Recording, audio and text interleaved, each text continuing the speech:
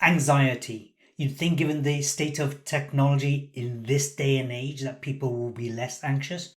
Quite the contrary. With so much going on in the world, people are getting more and more stressed, anxious, and for many, they end up being depressed or fall physically ill. A number of years ago, I created an online course called Managing Anxiety with Ease. 4,000 people across the world took the course. Since then, things have evolved, and I want to help you for free to take things to another level. If you're suffering from anxiety because of the workplace or at home, or because of the financial condition you're in, or a whole range of other stuff, then this episode is for you. We are going to look at 7, so I'll get my fingers right, 7 specific ways you can help managing anxiety with ease. So why is managing anxiety so important? It's important because it has an impact on your mental health, your physical health, your sleep, your relationships, your work, your mood, your decisions,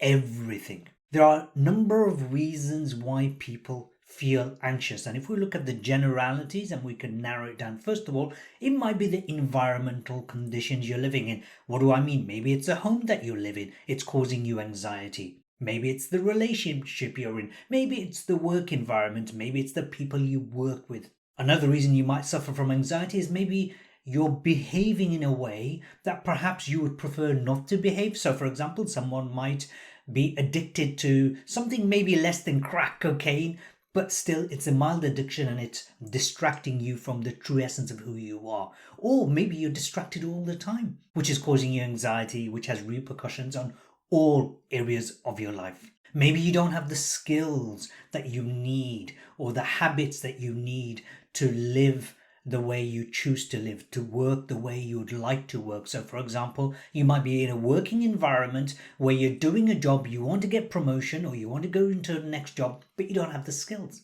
And we can go much, much deeper with this. However, let's focus on specific things that I recommend everybody do anyway, whether you have anxiety or not. The very first thing is called sleep. What happens when you end up not sleeping properly? Well, first of all, your emotions get affected. Your clarity of thinking goes out the window. You make poor decisions, which may have repercussions on your health, wealth, and your relationships. A good friend of mine, David Heiner, said this to me many years ago, which I absolutely loved, which is every single micro decision that you've ever made, Harun, has brought you to where you are right now. Given that you've changed the way you decide things, here's what will happen. Continue behaving in this new way of thinking and acting, and in the long term, you will have a different set of results. Now, if you are anxious because you've not been sleeping, of course it's going to be affected. So what's a good night's sleep? I've already done a number of podcasts, but you can have a look at one of my podcasts about the impacts of sleep, particularly on diabetic health. A good night's sleep for most people is between 7 to 8 hours. Some people say, oh yeah, I can get away with sleeping for 4 or 5 hours. Oh really? Margaret Thatcher said that. That's the Prime Minister of England. Ronald Reagan said that, and both of them ultimately suffered from Alzheimer's disease. It has a mega effect on your physical and mental health. Doesn't matter how young you are or how old you are, we all need on average 7 to 8 hours. In fact, teenagers often need more than that for their body to recover, for their body to keep up with all the hormonal changes. Babies need even longer amount of time sleeping. If you look at the animal world, they sleep a lot. A cat can sleep 16 to 18 hours a day. A dog is about similar, maybe slightly less. Humans, we need our right amount of sleep. But not just any old sleep. Sleeping when it gets dark. Human beings are nocturnal creatures. So all the healing that takes place in your brain, in your body, all of that, all the excretion of toxins takes place when you're asleep. The brain has got millions of functions, but there's one problem with it.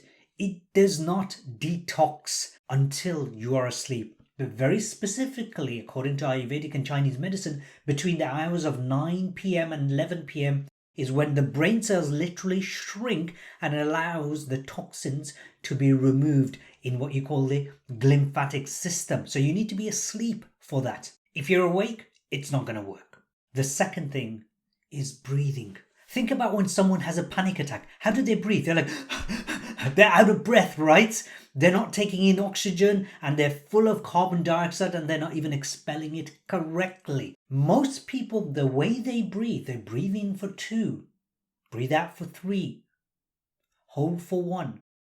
It's borderline panic or anxiety attack style of breathing. So you want to be able to breathe in for 4, breathe out for 6, hold for 2. It's called ratio breathing. It comes from yoga. We'll talk more about that in detail in another session. But for now, practice simple breathing techniques. A very good one you can do right now, before I come to another episode to talk about more breathing techniques, is do what you call box breathing. So what you do is you breathe in through your nose all the time, by the way. Breathe in for 4, hold for 4, slowly out for 4 seconds, that is, by the way. And then with nothing inside, no air inside, hold for another 4.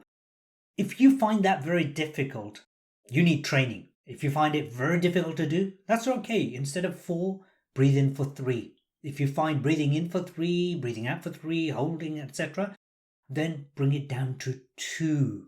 And if you're struggling with 2, give me a call because we need to intervene as an emergency. That is very serious. So practice breathing techniques. And by the way, all of these are cost-free so far. The third one, also cost-free. It's called grounding. What is grounding? Well, our physical bodies are made from planet Earth. Everything that we eat comes from Mother Nature. Our body has electricity flowing. Mother Nature has got electricity flowing through her. When we are full of anxiety, we start having a buildup of what you call positive ions. Grounding is when you go out in the garden, in a park somewhere, putting your bare feet on the ground, and you just stand there for 2, 3, 4, 5 minutes. 10 minutes. There's been entire documentaries made on the power of grounding. There's a movie I want you to look at. I think it's called the Earth Movie or something like that.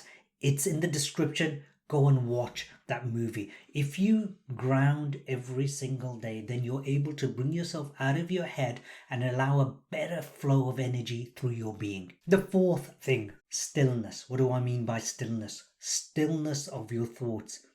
Let me ask you this question. If you were not thinking about the future or the past, in fact, if you weren't even thinking, how much anxiety will you have? None, right? You cannot be anxious if your brain is not in thinking mode. For most people, that's near impossible, and that's okay. Instead, you slow down the thinking process. Imagine you are at a train station and you're sitting on a bench watching the trains come and go. Your job is to sit on that bench, observe the trains come, don't board the train, and leave. The train leaves, not you. And then you watch the next one. And the idea is that no matter how many trains go by, you just sit back, not boarding the train. And in fact, over time, there'll be less and less trains coming. How does that relate to your brain? You have trains of thoughts, though you don't have just one word coming into your head, but you have a series of phrases, words, images coming through your mind. You observe the thought or the thoughts, and you don't get involved in it. You don't put emotion in it. You just let it go by, and you allow that to keep on happening. Eventually, you have less and less thoughts coming in. That, my friend, is called meditation. It will never truly be empty, this train station, all these thought patterns coming through. So how can you do that to make it work for you? Combine breathing techniques with meditation. So here's how you do it. You close your eyes for this exercise. Sitting down still. Don't do this while you're driving, by the way. Sitting down still. And you practice breathing in slow. So earlier on I mentioned the breathing technique where you breathe in for 4, you breathe out for 6, and you hold with nothing in for 2, and you repeat.